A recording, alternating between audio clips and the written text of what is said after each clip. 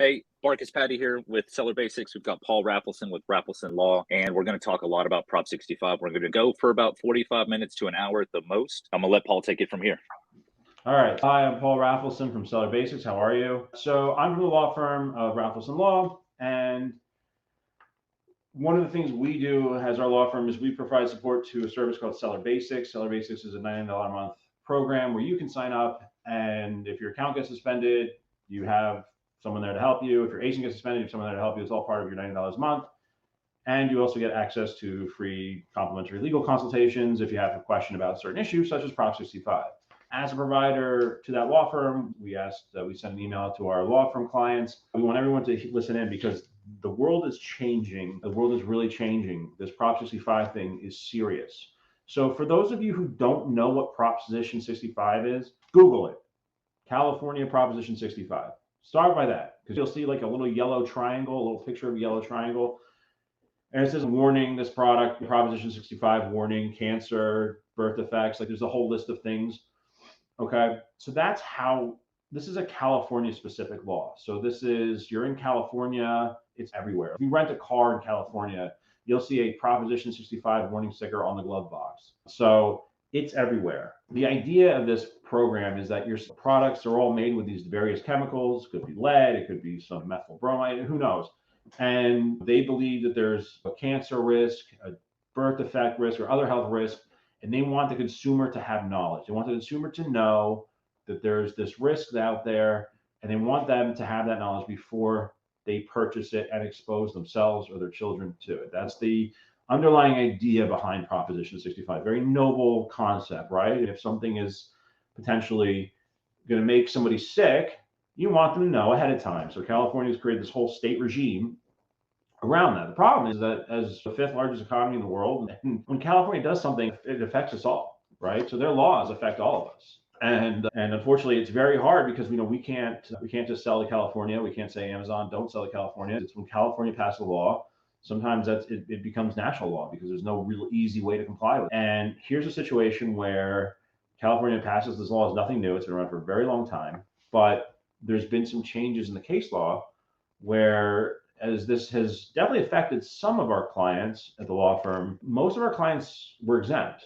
So what do I mean by exempt? There's a rule under Prop 65 that says that you don't have to provide this warning if you are under 10 employees, right? So if you've nine or fewer employees, less than 10, however you want to call it, right? You're not subject to this law, okay?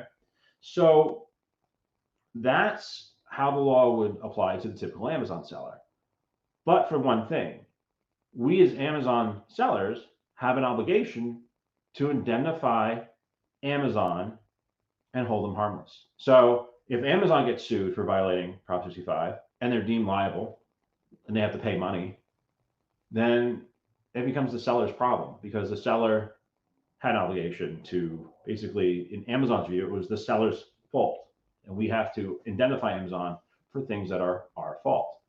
I'm not saying that I agree with that. I'm just giving you Amazon's position because this is important.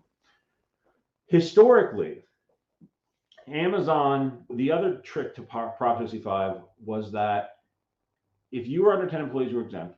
And then the store, the front end retailer, downstream retailer, would also get a little bit of an exemption.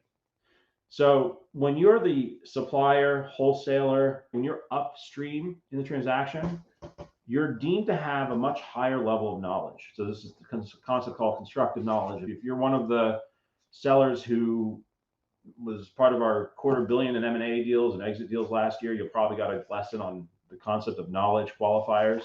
So what happens is you're expected to know what's in your product when you're the manufacturer, when you're the distributor, when you're the wholesaler, when you're somewhere upstream. But when you're the retailer, and this certainly feels like this was probably designed to protect California businesses, you're supposed to get a little bit of slack.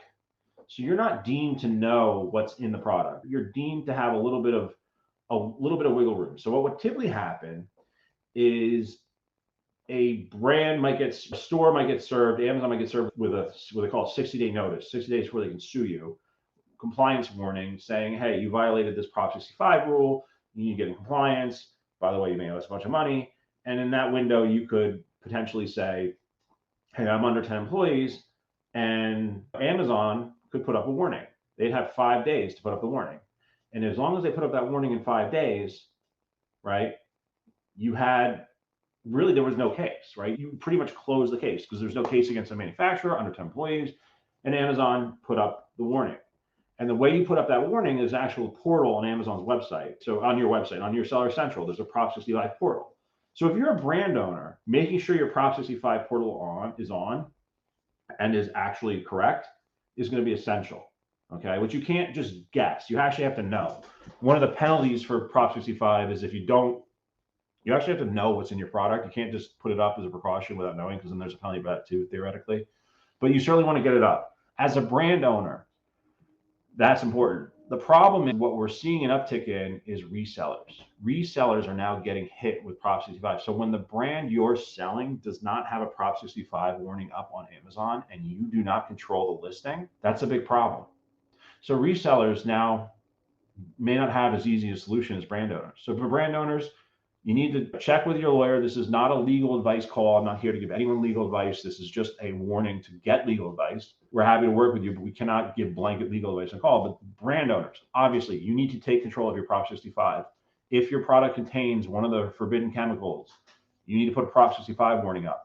Sometimes testing is not enough, because I've seen cases where the tests have come back negative, but then the lawyers say otherwise. So you really need to set up a strategic call on that to basically have that test done and how we're going to go about doing that. But I'm making you aware, brand owners, at least you control your listings.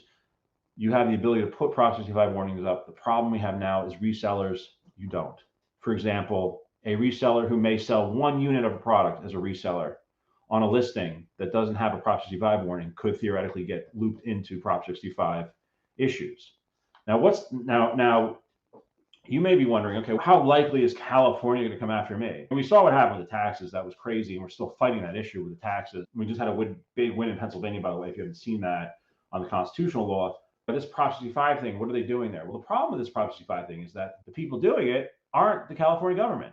It's private lawyers, right? So the California law allows any private attorney to basically act as what we call private attorneys general and basically take a case. So what you get are these organizations, these people who are basically saying, I'm the organization for greener good. I'm not knocking green. This is nothing to do with anything environmental. This is just what they do. They create these sort of like noble sounding organizations. And then what happens is they sue you. They sue Amazon. And they may sue Amazon over certain listings. And then every seller who's on the listing during the time frame involved will get basically notice from Amazon that Amazon's been sued. And what Amazon's lawyers are saying now is they're saying basically, we're not going to defend these cases anymore. The way we see it, and this is what alarmed me, is we see this as the seller's problem, not our problem, and that this is the seller's obligation to indemnify us and handle this. And so what they really want you to do is just go and settle this one at a time with the lawyers that are bringing the case. So they basically want to step aside. They don't want to take these court cases, because they did. Larry Lee versus Amazon.com, 2022 case, Amazon loses in the appellate court. Their belief that they had this defense of knowledge, that only when you put the warning, as long as they put the warning up in 5 days upon the notice being filed, that they were safe, that just went out the window. That's what changed. And having lost that case at the Court of Appeals, having not been given a chance to go to the California Supreme Court, their position now is on all of this is, as the lawyers are chipping away at the Prop 65 bubble, right, a protection that was there for under 10 sellers, Amazon's position is we're just not going to fight it. So you have to individually settle with these lawyers. So if you get nailed with a Prop 65 violation, I'm going to give you the rundown of what typically can happen, right? What typically can happen is you may end up paying a fine, $1,000 fine, let's say, $800 fine. These are all public record. You can go look them up. Right? Maybe you pay $800 fine, maybe you pay $1,000 fine. And that's probably going to split between you and the do-gooder organization, the quote-unquote do-gooder organization that's really doing this for a good cause, not because it's a moneymaker for their lawyers. That's your fine, $1,000, right? But you're not out of the woods, because, of course, the lawyers who are bringing the case charge California rates, $1,500 an hour, whatever it is, $2,000 it can be. And so what you end up doing is you end up having to spend 10, 15, 20, 30, 40, 50. It depends on how bad the violations are. But you can end up spending a lot of money, and it's all going to the lawyers for legal bills just to get the state of California $500. So it's disproportionately stupid. But unfortunately, the whole way the law was set up was to incentivize lawyers to do this, right? And there are lawyers who make a ton of money just going after, because it's all day long. And now that Amazon is potentially exposed, and the fortress we had up where Amazon, okay, we had 5 days to put the warning up, and we were under 10 employees. Now that barrier is gone. You guys need to go back and revisit your Prop 65 strategy. So don't just go and put it up. You got to talk to a lawyer. You got to go get legal advice and figure out, okay, what is applicable? What warnings are applicable? What are we going to do? Are we going to test? And I'm going to tell you, supplement sellers, we've seen Prop 65 for supplement sellers. You'd be surprised how many of the core ingredients you sell, they contain little fragments of just organically, right? By growing from the ground, there can be lead, right? In these products. I'm just, for example, this is a broad-based problem. Resellers, I'm most empathetic to, because like I said, we have seen cases where a seller, one unit gets hit with a Prop 65 violation and ends up having to spend, what's the choice? Amazon's going to hold your account hostage, right? You're not, I want to be clear, you may not even be getting sued in these cases, right? Amazon's getting sued, but they're listing your listing, right? The product you're selling at that moment in time is what is the subject of the lawsuit. You're not going to get sued. You're going to get a letter from Amazon saying, indemnify us. And if you don't, we're going to shut your account down, right? We're going to take your money. We're going to hold your money hostage. We're going to hold your account hostage, right? Work with us, hold our account hostage, or hold our account hostage. That's your choice. Are any businesses exempt from Proposition 65? Businesses with fewer than 10 employees are exempt. But Barkus, what you're forgetting is Amazon has more than 10 employees. Amazon has more than 10 employees, so it doesn't matter. That's the point. It used to be, you could say to them, because most of our clients are under 10 employees, we could say, hey, we don't have 10 employees. Leave us alone. That's what we would say. Leave us alone. We have less than 10 employees. Oh, and Amazon, we went on the portal, right? We went on the portal. We put our Prop 65 warning up. We did it. We figured it out. We did it up within 5 days. And that was it. Door closed. But that's not it anymore. That's not what that's not what this case says. This case says that Amazon can have knowledge from other sources, right? Maybe it could be European indexes that they have to look at. It could be because the nature of the product is inherently containing a product, right? Like I said, certain supplements may contain lead just because they grow from the ground, right? And there's lead in the ground, right? If Amazon has reason to know that, then what these cases are saying and what the bubble they're trying to burst is basically saying that you're subject to Amazon, you should have known, which is not the standard that legally was understood to be. The idea of actual knowledge was that only upon Amazon being told that there was a problem were they deemed to have knowledge. But now the courts are saying, no, there's other ways you could have knowledge. If you're selling a product called lead solder, like for a soldering iron, right? This is one of the cases that kicked this whole thing off, is actually lead solder. Lead is in the name of the product, right? It's in the description of the product. How can Amazon claim they didn't have knowledge that there was lead in the product called lead solder, right? How could Amazon not have knowledge that there's lead in a certain supplement if that supplement grows in the ground in America, right? There are these kinds of cases that these private attorney generals are looking to bring. So again, if you are a brand owner, 10 employees or not, you've got to get in Prop 65 compliance, because as much as I think this law is overreaching and really has a problem in interstate commerce, it's affecting it. What if every state had a prop? You got to put these warnings up. I mean, it's an absolute nightmare scenario but this is what California does. They rule the nation because they're effectively, any law that they put into force becomes national law effectively, unfortunately. But where I am concerned is resellers. Do we have the ability to see Prop 65 in the listing when we use the reselling tools? Right? When you're out there scanning, especially if you're arbitrage, you're going very light across a whole spectrum of inventory. Remember, one unit, wrong place, wrong time can get you in trouble. So another thing for resellers to consider right now is whether or not the products you're selling have a Prop 65 warning, and whether maybe they should. So are we done? No, we still have more to do. There's still more work to be done. We're still considering whether or not there should be a challenge. I'm concerned for resellers. I'm concerned that this is a burden that may just be going too far, because if testing is not enough and we cannot put a warning or anything, what are we supposed to do? Nick G that is asking this question. He's 100% right. But the idea that you're less than 10 employees, as Morris is sort of asking again, it doesn't matter. 10 employees doesn't matter anymore because it's Amazon, right? If Amazon has a reason to know that this product may be subject to Prop 65 and there's no warning up, then Amazon's the one who's getting sued, not you. But Amazon's just going to basically say, we're not the problem, you're the problem. And because you have to indemnify Amazon, the fact that you are less than 10 employees doesn't matter. I just want to get this so through everyone's head. 10 employees was the old rule. It doesn't work anymore. It does not work, because if you're selling on Amazon, okay? So we've got to go back to the drawing board as resellers and think about the strategy. As brand owners, we've got to just do the work, okay? We've got to get Prop 65 testing. We got to get our warnings up. Is there a type of insurance policy? Sometimes some insurance policies like E&O, errors and omissions, might cover it. Maybe they'll cover some of your legal costs, but you got to ask your insurance broker. I've asked and I've heard nothing. I've asked and I've not heard anything about insurance policy. It's like the same with the ADA compliant, Americans with Disability Act compliant websites, right? Is there an insurance policy for that? I've heard sometimes errors and omissions insurance will cover it, but you've got to talk to your broker. You've got to talk to your insurance carrier. And it's going to be different. Prudential's going to have a different interpretation of what E&O is versus maybe the Hartford.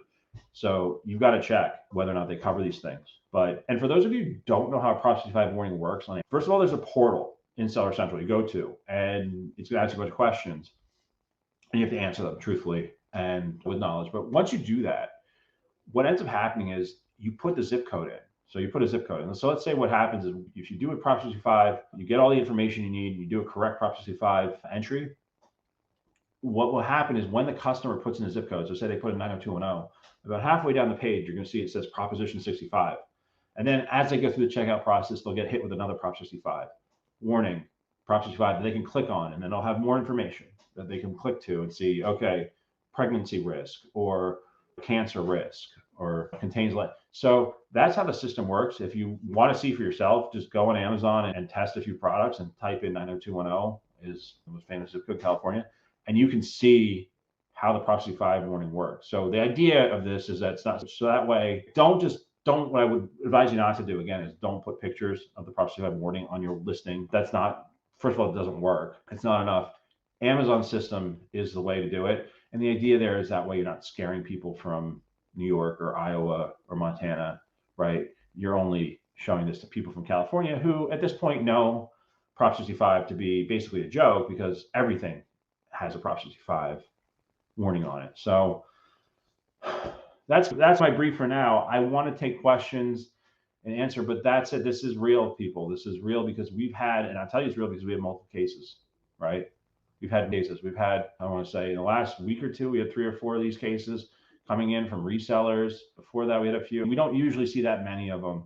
And again, these are all Amazon sellers who are getting told by Amazon that their accounts play ball or your account's at risk. And what play ball means is settle that case with that lawyer, settle the case. And settling the case, I just explained to you what that means, right? You're pretty much being held hostage. So the best you can do is negotiate. Sometimes we can do some group negotiation. The lawyers don't like to give on their fees because it sets a bad precedent. But when you're doing multiple at a time, there's room to say, okay, this is a 10 for, you get 10 going at once or whatever, and you can probably cut the fees down. But that's what Amazon wants you to do, is they want you to settle. They want you to pay whatever it is, the $500 fine. Now, again, I'm not saying this is exactly what's going to happen to you, but I'm going to say this is generally speaking, just so you can see just the injustice and why this is predatory. I call this sort of predatory bounty hunting law, is that the government gets $500. The person filing the complaint, it was just basically a whistleblower, gets $500 or whatever it is. And the lawyers get 10, 15, 20, 30, 40 grand, depending. It's absurd. But that's how, right? There's no proportionality to what the lawyer's fees are. And that's what's going to kill you, is the lawyer's fee. But just so you understand, the penalty for Prop 65 violations would be what, $2,500 a day for not having the warnings up. So this is something you need to do. If you're not a member of SellerBasics, our program, it's $3 and change a day. One, you get free consultations with our team. me, our other lawyers that we have FDA lawyers, we have FTC lawyers, we have all sorts of lawyers. We have a whole network that you can get free consultations with. And then if you don't know SellerBasics, the other cool thing is if your ASIN gets shut down, if your account gets shut down, there's no charge. It's part of it's almost like insurance. It's not insurance, but it's like insurance. There's no charge for us to basically do whatever we can outside of litigation to get your account back up or your ASIN back up. And we're there for you when you have a legal letter, if you have a cease and desist letter, if you've got somebody to lean on, you've got a plan. You should really check it out, sellerbasics.com. If you're not in this program and you're selling on an e-commerce, especially Amazon, I don't know what to tell you, but for $3 a day and change, you need to be a part of this program because it's a crazy world out there and you need a team that's focused that can help you. And this is a program that I wasn't that heavily involved with it last year as I was off doing the exits with the aggregators. We did about $250 million of exits with the aggregators and we're still doing exits this year, even though the market's down, but that's giving me time to focus on SellerBasics and really improve. We've changed the game. We've changed how Amazon looks at intellectual property complaints, at reseller complaints. We've really changed the game. And we're always looking out for you. And I think you need to be a part of this program. I don't mean to turn this into an advertisement for the program, but like at $3 and change, I don't know how to get you guys the protection you need any cheaper. And we want to keep doing this work for you, but we need you guys to be a part of the plan, part of the program, so that we can keep giving you the information and we can keep being there to protect you and keep this thing going. Any questions about Prop 65? Resellers, I understand. I don't have an answer. I'm just putting out the warning right now. Stay away from products. Be careful, especially again, products containing lead, products containing legs are concerning. Be careful. Look for Prop 65 warnings. Does Scan Power have Prop 65? Let's talk to Paul. Does Scan Power have Prop 65 as a feature? Tell us if the warning's already up, right? Can brands use Prop 65 as a way to keep people off the listing? That would be a very dangerous thing. There's a lot of work that needs to be done. There may need to be, again, the court case. We may need to make this an online merchants guild thing and file a court case. I don't know yet. I haven't gotten there, resellers. I'm just letting you know that it's real because resellers, it's so odd to see resellers get caught up in a Prop 65 issue. And now I've seen it just so many times this past week, that I need to say something. Brand owners, you know what to do. Schedule a consultation with a lawyer. We've got time. We'll come talk to us. Let's figure out a plan. Let's get you Prop 65 compliant and let's get your brand, let's get your listing up so that it's clearly, the customer's getting clear warning on Amazon that you comply with Prop 65. So any other questions before we go from there? Again, this is a complete 180 of the way it used to work on Amazon. All right, Barkis, I think we're good. I don't think we have any questions, or I think that's pretty much where we're at this point. Paul, can you hear me? Yes. Okay. I want to do a quick recap for anybody might have joined in late. We had some people come in. So first off, for everybody joining in, this is being recorded. This will be redistributed. It'll go out probably sometime late tomorrow. There were several questions that Paul's already answered. So one was about the 10-employee rule. Under Prop 65 law, that applies to your business, but if you're selling products on Amazon as a reseller or as a brand owner, that doesn't apply. Like, you have to Yeah. So the whole idea of 10 employees is so it doesn't matter anymore. So it used to be, you could say, so if a client came to us and said, I got a Prop 65 notification, great, put the warning up. Let's go get the warning up. Let's go look at your product. Let's get a warning up. We've got 5 days. We could do something like that so that Amazon's insulated from liability. Actually, what we noticed is Amazon would put the warning up on their own sometimes without even any action by the seller. 5-day notice. So then you contact the person who's filed the complaint and you say, my client's under 10 employees. Amazon put the warning up within 5 days. Case closed. But that's not the law anymore. The law is Amazon may still be liable even if they put the warning up within 5 days, because there may have been something out there that would have caused them to know that the product was in violation of Prop 65, or that a warning should have been up there. There's any violation, so that the warning should have been up there. And if Amazon had reason to know of something, that the warning should have been up there, right? Which is where this case law is basically pushing. This is what this is doing. This is new case law. And now we're seeing that they're pushing it even further. Then it's no longer between you and the government. The 10 employees is about whether or not the government can go after you. These private attorney generals who are, again, private AG, they're acting on behalf of the attorneys general of California. So they're acting in the shoes of the government. They're going after you. But can they? You're under 10 employees. No, they can't go after you. They can go after Amazon. Amazon has more. We all agree Amazon has more than 10 employees. So if Amazon has more than 10 employees and they go after Amazon, But Amazon's position is under the business solutions agreement, right? That we provide you business solution, like you indemnify us, you hold us harmless. It means if we get sued, you're going to pay for it, right? This is no different if somebody gets injured using a product you sold. Amazon goes to you to tender to us, right? So this puts the 10 employee rule completely out the window. It also makes it scary for resellers because resellers are now caught in the loop where it's one unit of product. Like you bought one pair of Gore-Tex gloves. I don't even know if Gore-Tex gloves are subject to it, but just for example, pretend that they are. One unit of Gore-Tex gloves you bought at TJ Maxx can get you into $10,000 to $15,000 of trouble if the Prop 65 warning is not up on Amazon. So we don't know. This is crazy to me. But because we have resellers coming in who are paying us for legal, like as much as I love having clients and we appreciate having clients who pay us, it's never been like my business model to capitalize on like people's misfortune. Like we always want to prevent it. So the same with taxes. Like we really would prefer not having to deal with taxes. Like we would prefer that the government do the right thing. It's the same thing here. Like, we don't want you guys to get a Prop 65 trouble, right? Like, I could easily keep my mouth shut and say nothing, and you guys can go by and we'll get a lot more property. We'll get wrapped in more of these cases. We're trying to be preventative here. I do not have an answer for resellers, but I want to put you, at least at the very least, put you guys on notice that this is a thing, that this is affecting you. Yeah. Okay, because we've never had reseller clients really coming in for Prop 65. That's just not normal. Okay, now it's, and again, this is coming off of my conversation with Amazon's lawyers the other day, like it was Thursday, right? And what they told me is, and I want you to understand, what makes this shocking is this case isn't even that old, right? This case is only 6 months old. It's 6 months old, I think. It's not that long. But what Amazon's lawyers is basically telling me is that these newer cases that are coming in off the heels of this, right, which are trying to push the envelope even further about how Amazon has knowledge and therefore you have no out. Those cases, Amazon's message is we're just not going to fight them. Amazon's not going to defend these cases. They're going to fight the government's interpretation that Prop 65 applies to them in this way. Their position is this is the seller's problem. This is their words, not mine. Okay. And so you as the seller need to figure it out. That's their words, right? Amazon's telling me this. So 10 employees is irrelevant because Amazon's the one that's getting in trouble here. You're just having to cover their losses. So you've got to figure it out. Yeah. And Paul, you brought up some good points. You were asking about scan power. So just for everybody on the call, we're going to look into see if there's any tool like scan power or something else that if you can scan a product as a reseller, can it show Prop 65 compliance? We're going to check on that. Paul brought up another good point of can first push people off a listing if they have Prop 65 compliance? Can they do that? And if so, how are they doing it? But also, I thought of something else. Is there a way, and this is something I don't know, I'm going to investigate. I know sometimes you can make some adjustments via flat files as a reseller. I don't know if you can do anything with the Prop 65 and the flat files, but we're going to look at that. And this information will also apply to brand owners as well. Yeah. We're going to have a landing page brand owners can control before this and get this out.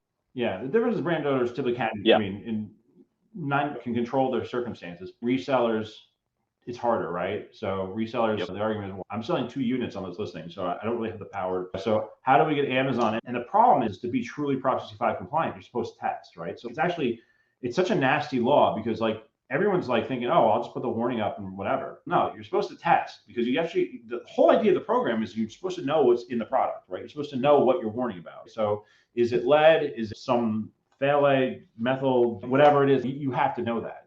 That's the idea, which obviously is ridiculous if you're reselling some brand of product and you have 3 units, because then are you going to test it? This kind of reminds me of 2021 when suddenly Amazon was holding Amazon sellers accountable for, like, resellers accountable for consumer product safety documentation, where, okay, you've got to do a consumer product safety test. You're like, well, this is a product I bought from Walmart. Amazon, you're reselling this product. You're another reseller of the same listing. Why do I need to provide you with the safety documentation? I'm just a reseller, right? It's like that. But in some ways, it's worse because, so the question is, how flexible will Amazon be with letting us put up the warnings? Can we put up the warnings legally? Will Amazon, or do we need to just avoid products that don't and don't have a warning up? I don't have these answers for you yet, resellers, but this is the world we're in now. So it's just right now, it's just telling you that this is a thing. You just need to be aware of, because I don't want another client for Prop 65, especially another reseller who's selling 1 unit of something and having to settle for like thousands and thousands of dollars because I resold one unit of Gore-Tex gloves. I have a little less empathy for the brand owners. We still love brand owners, but in the sense of that, it's your brand, it's your product, you should probably know. And you probably do have that test. If you've ever had testing done on your product, usually there's a Prop 65 test on the report. If not, it's something we should talk about. But there are tests for that. But it makes sense. You should know that. And if you don't know how to get that updated in the portals and you don't know what your legal requirements are, again, this call is not to give legal advice. It's just to raise the awareness. But our door is open. Give us a call and set up a consultation or review with a law firm, or if you're in the SellerBasics program already, schedule a consultation to go over Prop 65 with one of the network attorneys, and that supports SellerBasics. But one way or the other, this is a thing. So, yeah. Justin had a good question. You already answered this, Paul, but I'm just recapping. He had a question about insurance policies.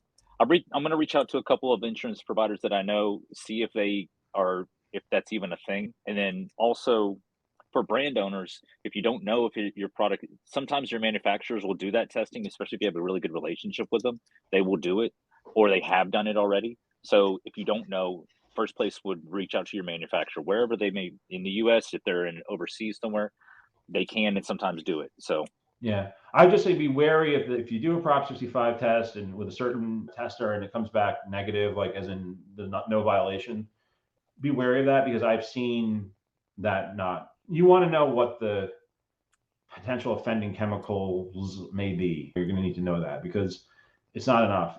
I've seen those tests come back from China, and then the other side's asserting they did their test and it tested positive. Sometimes you have to pull your own out of inventory and do your own test. Like I said, it's a good starting point, but it's not necessarily always the most reliable. So you got to be careful, because we've seen that blow up in people's faces too over the years of dealing.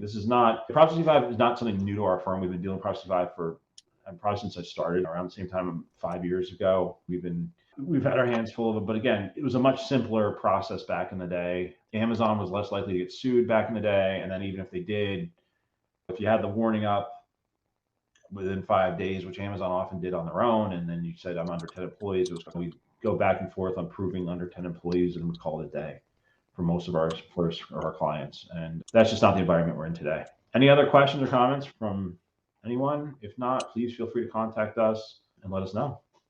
Yeah, if you're not a SellerBasics member, I see a lot of our customers already in here in the comments, but if you're not one, go to SellerBasics.com and sign up. And that way you can get a free consultation out of this whole thing. Absolutely.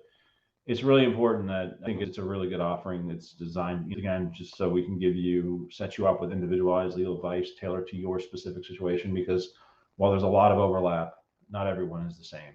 And like I said, resellers, we are still exploring options and strategies and solutions, and we'll be following up with you in the near future. But at least now you know that this is a thing. So sorry to be the bearer of bad news. I apologize. I wish I had good news. I should probably have thought of some good news for today, but this is unfortunately, I just thought it was important news. I want everyone to know that this is fresh off the press. This is Amazon's position. We're not going to fight these cases anymore. They're not going to do this ever again. If you get hit with a Prop 65 violation, Amazon gets hit with a Prop 65 violation involving a product you're selling, listing, making, they expect you to settle it. They expect you to handle it, and that's it. And that's what they want you to do. And because of that, you're stuck between a rock and a hard place, right? Because if they want you to settle it, you don't really have much of a choice than just to settle it with a lawyer, because otherwise Amazon's going to take all what do you do? What do you do? I don't know. What do you do? Maybe sue Amazon. We could try that, but not as far as 5 years of doing this, 5+ years of doing this, I've yet to meet anyone who really wants to sue Amazon. Very few sellers with active selling accounts want to sue Amazon whilst actively selling, and it's probably not advisable in this situation and very expensive, but it is what it is. So thank you, everybody. Again, sorry, I wish I had better news, but this is, again, my obligation is to keep you informed, fresh off the press. I thought this was extremely important because this is a complete regime shift in how we're going to be handling this, what you need to be looking out for. And so I just think it's very important to make sure that you guys are aware. And we'll keep working at this, and we'll let you know.